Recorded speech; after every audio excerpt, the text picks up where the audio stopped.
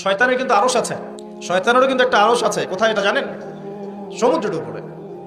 অনেকে বলে যে ভাই বারমুদা ট্রায়াঙ্গেলে আছে নাকি, এটা আমরা জানি না, এভাবে বলা যাবে না, এটা আমরা ব্যাখ্যা করতে পারবো না, আল্লাহ ভালো জানেন। তো এখন শয়তানও কিন্তু সিংহাসনে বসে, দিন শেষে বসে ওর যে চেলা চামুন্ডা যারা আছে ওদেরকে ডাকে, ডেকে বলে আজকে কি করাইছো তোমরা?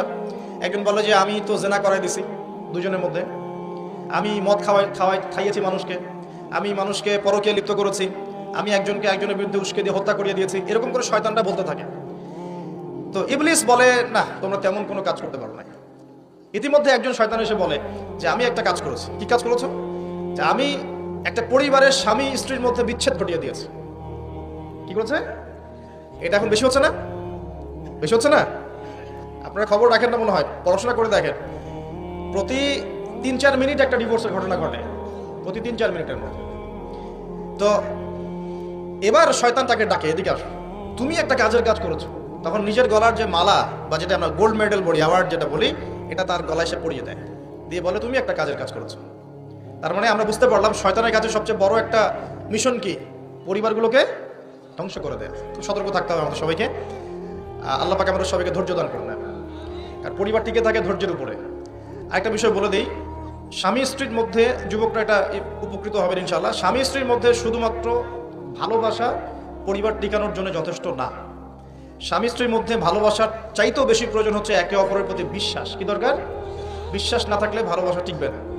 প্রয়োজন একে অপরের সম্মানবোধ, একজন একজনের সম্মানটা যেন বোঝে, এবং আনুগত্যের প্রয়োজন আছে। স্ত্রীরা যদি স্বামীদের আনুগত্য না করে সংসার টিকে না, সংসার ভেঙে যায়। বিশ্বাস, আনুগত্য, ভক্তি, সম্মান, শ্রদ্ধা, এর সাথে যখন ভালোবাসা যুক্ত হবে তখন পরিবারটা ইনশাআল্লাহ জান্নাতি পরিবার। আর কিছু বলো আবার বলে দিতে পারে যে পরিবারকে আবার জান্নাতের সাথে তুলনা করে ফেললো। এটা কি পরিবারকে জান্নাতের সাথে তুলনা করে দিলাম? জান্নাতি পরিবার মানে কি? পরিবারের মধ্যে আপনি সুখে আছেন।